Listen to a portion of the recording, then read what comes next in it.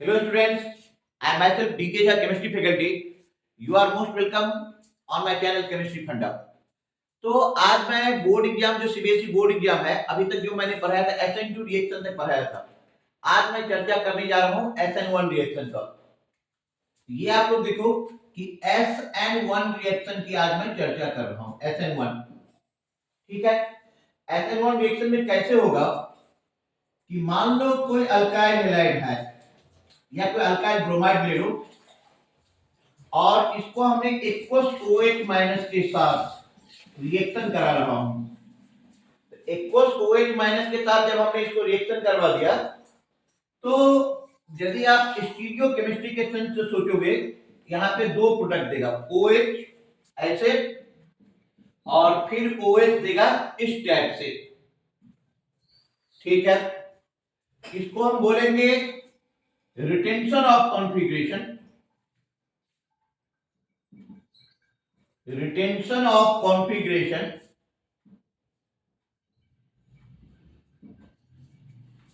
और ये हो जाएगा हमारा इन्वर्जन ऑफ कॉन्फ़िगरेशन। मतलब यहां पे दो कॉन्फ़िगरेशन आ रहा है, retention of configuration and inversion of configuration.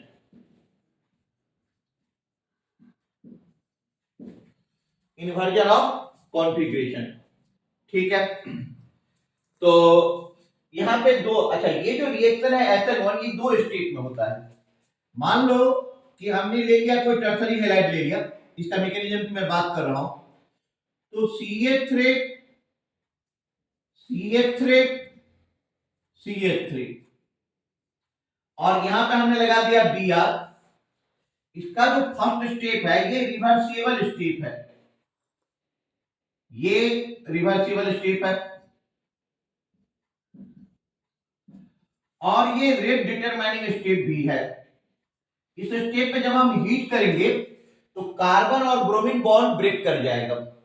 Break कर जाएगा तो यहां पे जो बनेगा एक कार्बोकेटाइन का फॉर्म ले लेगा। कुछ आप इस टाइप से समझो कि CH3 से CH3 और यहां पर CH3। ठीक है, CH3। अब हमने इसको अगर, अच्छा यहां पे पॉजिटिव चार्ज आ गया, कार्बोकेटाइन बन रहा है। फर्स्ट स्टेप में कार्बोकेटाइन बन रहा है तो इसका जो रेट ऑफ रिएक्शन है और इसकी स्टेबिलिटी है ये कंप्लीटली इसके कार्बोकेटाइन पे डिपेंड करेगी।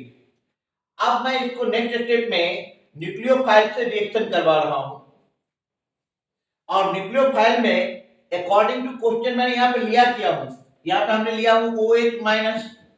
OH माइनस लेने पे ये इस साइड से भी अटैक कर सकता है और इस तरफ से भी अटैक कर सकता है। इसलिए यहां पर जो आप देख रहे हो कि यहां पे दो फिगर आ रहा है, CH3 C CH3 CH3 OH plus OH C CH3 CH3 CH3। तो इसमें रिटेंशन भी हो रहा है और इन्वर्जन भी हो रहा है SN1 रिएक्शन में।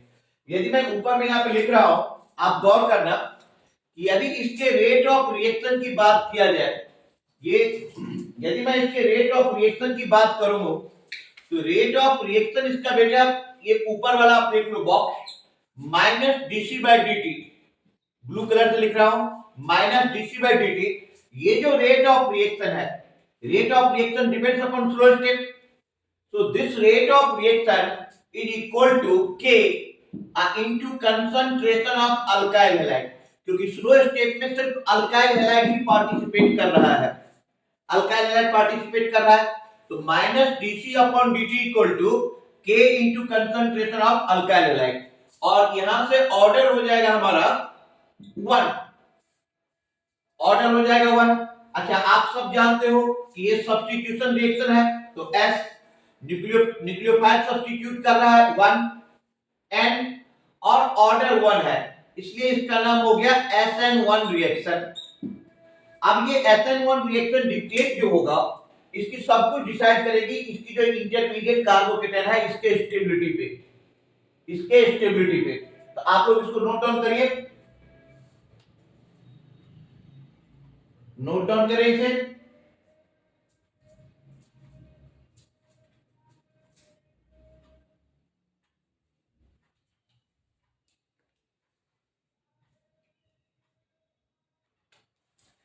तो बेटा ये जो SN1 रिएक्शन है, ये SN1 रिएक्शन में हमारा ऑर्डर हो गया -dC/dt equal to K into concentration of alkyl halide.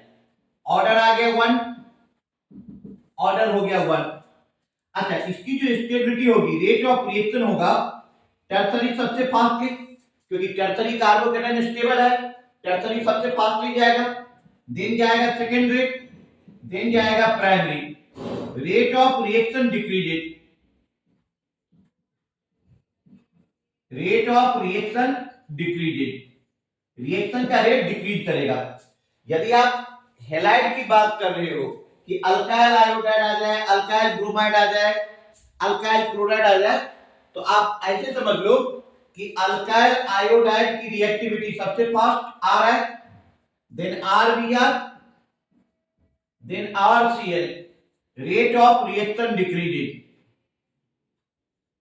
Rate of reaction decreases, rate of reaction decrease कर जाएगा, rate of reaction decreases. Note करिए इसे आप।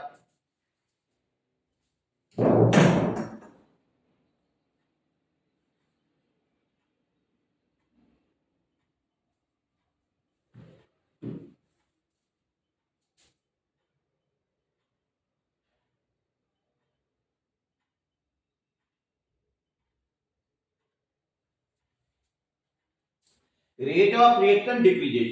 चलो आप इसको आगे बढ़ाते हैं। यदि आप बात कर रहे हो जैसे इसमें एलाइल हैलाइड आ जाए और उसका सब्स्टिट्यूशन करवाना है, या बेंजाइल हैलाइड आ जाए जैसे, तो उसमें भी जो सब्स्टिट्यूशन होगा उसका भी जो इंटरमीडिएट होगा, जैसे हमने ले लिया एलाइल वाला कंडीशन, एलाइल वाला, तो ये भी CH2 double bond Cl, CH2 positive, ये भी रेजोनेंस के हिसाब से गाइड होगा।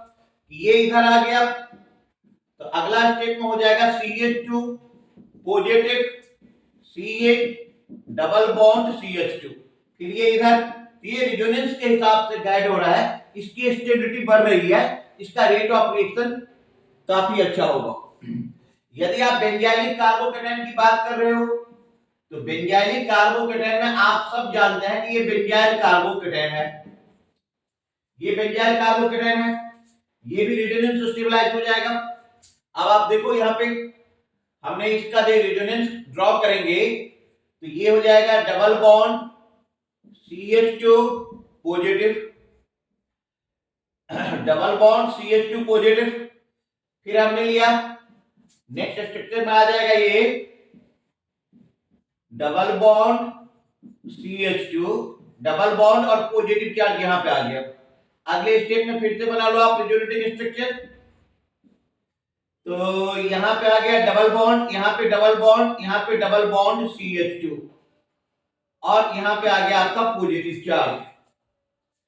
फिर आप ड्रॉ करेंगे तो फर्स्ट फिगर ये आ जाएगा। तो ऊपर ये जो बेंजाइल कार्बोकेटाइन है, नीचे में आप देख रहे हो बेंजाइल कार्बोकेटाइन, बेंजाइल कार्बोकेटाइन, ऊपर है आपका एलाइल कार्बोकेटाइन। इस दोनों का भी इंटरमीडिएट क्या है कि काफी ज्यादा स्टेबल है, तो ये इसके इंटरमीडिएट रेजोनेंस के कारण स्टेबलाइज हो रहे हैं, इसलिए इसकी रिएक्टिविटी भी उसी हिसाब से गाइड होगा, उसी हिसाब से चलेगा।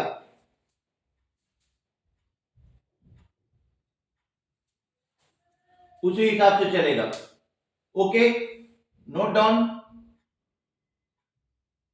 अच्छा, एक बात और याद रखना कि एलाइल कार्बोकेटाइन में 2 रेजोनेटिंग स्ट्रक्चर बन रहा है, बेंजाइल कार्बोकेटाइन में 4 रेजोनेटिंग स्ट्रक्चर बन रहा है।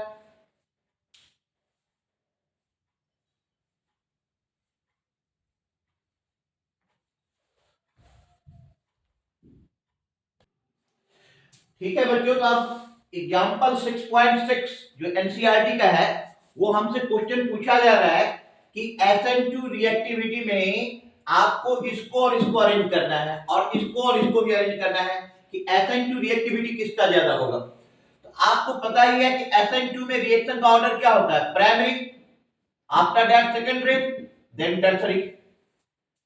अच्छा, तो यहां पे ये आप देख रहे हो कि CH2Cl, इसको आप समझने के लिए ऐसे भी लिख सकते हो कि CH2Cl। अच्छा, गौर करके देखो, एक अल्काइल ग्रुप है कार्बन के साथ लगा हुआ, भले ये साइक्लोहेक्साइड है, एक अल्काइल ग्रुप है, दो हाइड्रोजन एटम है, दो हाइड्रोजन एटम है। लेकिन जब आप बात करते हैं यहां पे, तो क्लोरीन जो है, तो इधर वाले पार्ट को एक अल्काइल ग्रुप समझ लो और इधर वाले पार्ट को एक अल्काइल ग्रुप, तो ये सेकेंडरी के फॉर्मेट पे है और ये प्राइमरी के फॉर्मेट पे है। तो प्राइमरी वाला SN2 रिएक्शन में प्राइमरी की रिएक्टिविटी ज्यादा होती है, इसलिए इसकी रिएक्टिविटी ज्यादा होगी फर्स्ट की। अच्छा, सेकंड क्वेश्चन देखो, इसको भी SN2 में रिएक्ट करना है, SN2 के ऑर्डर में अरेंज करना है। यू नो बेटा कि SN2 में क्या होता है, primary, then secondary, then tertiary. अच्छा, जब आप हैलाइड की बात करते हैं तो हैलाइड में होता क्या है यार, हैलाइड में होता क्या है कि आयोडाइड ज्यादा स्टेबल हो, सॉरी, आयोडाइड जो होता है अल्काइल आयोडाइड, उसकी रिएक्टिविटी ज्यादा होती है। फिर किसकी होती है, फिर अल्काइल ब्रोमाइड की होती है, फिर अल्काइल क्लोराइड की होती है। इट्स सो सिंपल कि ये आयोडाइड है और ये क्लोराइड है, तो आयोडाइड वाले की रिएक्टिविटी ज्यादा होगी SN2 की। क्लियर, कोई डाउट, कहीं से कोई डाउट नहीं। अब आ जाओ आप SN1 और SN2 पे। अब ये 6.7 क्वेश्चन है कि आपको अरेंज करना है, अरेंज करना है 4 आइसोमेरिक ब्यूटेन ले लो, ब्यूटेन का 4 आइसोमर्स बनाओ और उसको SN1 और SN2 के ऑर्डर में अरेंज करना है। तो पहले तो बेटा 4 आइसोमर्स बना लो। ये देखो आप, 4 आइसोमर्स मैं ब्यूटेन का बनाने जा रहा हूं, यहां पे मैं ब्यूटेन का 4 आइसोमर्स बनाने जा रहा हूं। देखो कैसे, ये है CH3, then CH2, then CH2, then CH3, normal butane. As you know better, इसका नाम क्या हो गया, normal butane. You know nomenclature better, अब तुम लोग को नोमेनक्लेचर अच्छे से आती भी है, इसको फर्स्ट मान लो बेटा। अच्छा, आइसोमेरिक ब्रोमोब्यूटेन बनाना है, सॉरी, तो CH2Br, Br कर दो, आइसोमेरिक ब्रोमोब्यूटेन, एक ऑप्शन हो गया। दूसरा ऑप्शन हो गया कि आपने बना लिया CH3, CH2, CH, Br, CH3, तो इसका नाम नोमेनक्लेचर जो करोगे तो ये हो जाएगा 1 ब्रोमोब्यूटेन, ये हो जाएगा 2 ब्रोमोब्यूटेन। अभी हमें नोमेनक्लेचर पे नहीं जाना है, इसको सेकंड मान लो, इसको बेटा फर्स्ट मानो, इसको सेकंड मानो। अच्छा, इसका देखो ऐसे भी तो कर सकते थे कि CH3, CH3, H, CH2, Br, इसको आप थर्ड मान लो। इसको हम ऐसे भी लिख सकते हैं कि CH3, CH3, CH3, Br, ये हो गया हमारा फोर्थ, ये हो गया हमारा फोर्थ। तो ये 4 आइसोमेरिक ब्यूटेन है, ब्रोमोब्यूटेन। अब हमें इसको SN1 और SN2 के ऑर्डर में अरेंज करना है। अब हमें इसको SN1 और SN2 के ऑर्डर में अरेंज करना है। कैसे अरेंज करेंगे, ये सोचने वाली बात होगी आज। अच्छा, जो ऑर्डर SN1 का होगा, SN1 का ऑर्डर क्या है, यहां पे फिर से लिख देता हूं, tertiary greater than secondary greater than primary. SN2 का ऑर्डर क्या है, primary greater than secondary greater than tertiary. आप लोगों को करना क्या है, आप लोगों को पहचानना है कि प्राइमरी कौन है, सेकेंडरी कौन है, टर्सरी कौन है। गौर करके देखो, तो ये प्राइमरी है, एक ही अल्काइल ग्रुप लगा हुआ है। अच्छा, गौर करके देखो तो यहां पे एक अल्काइल ग्रुप और एक अल्काइल ग्रुप, ये सेकेंडरी का पोजीशन ले रहा है। अच्छा, इस पे यदि गौर करो तो ये भी प्राइमरी है, ये किस टाइप का, हाँ ये अलग बात है कि इसके पीछे ब्रांचिंग लगा हुआ है, लेकिन हाई ये प्राइमरी का ही फॉल्ट। और ये है आपका टर्सरी। अब आप लोग सोचो कैसे अरेंज करोगे और मुझे बताओ।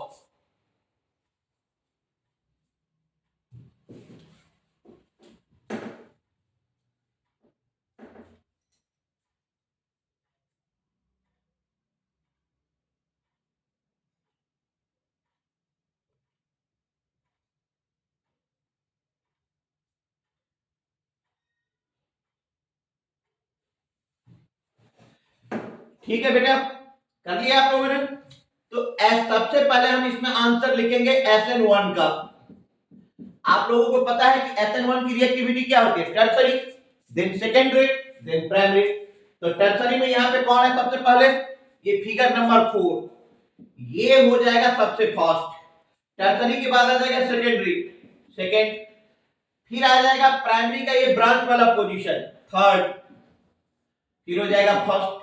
ये हो गया आपका decreasing order of reactivity, decreasing order of reactivity. SN2 में आप क्या करोगे, SN2 में जस्ट पलट दो ऑर्डर को, फर्स्ट सबसे ज्यादा, फिर second, then third, then fourth. ये हो जाएगा SN2। कॉपी पे लिख लो आप लोग, ये क्वेश्चन भी हो गया यहां तक, नोट डाउन करें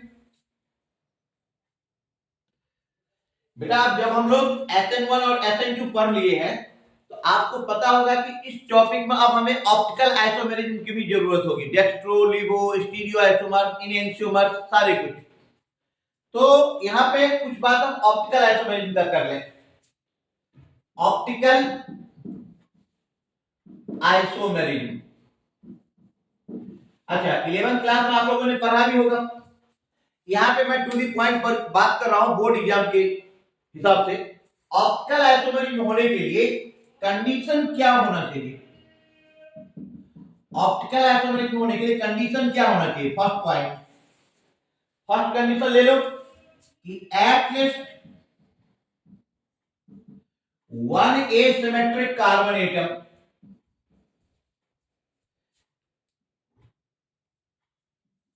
at least one asymmetric carbon atom, tetrahedral geometry,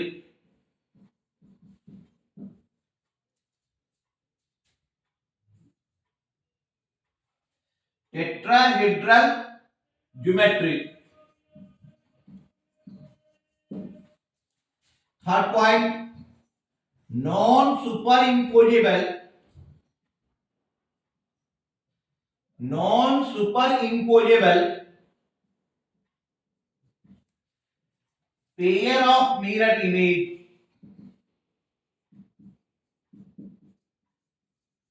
pair of mirror image. And fourth point,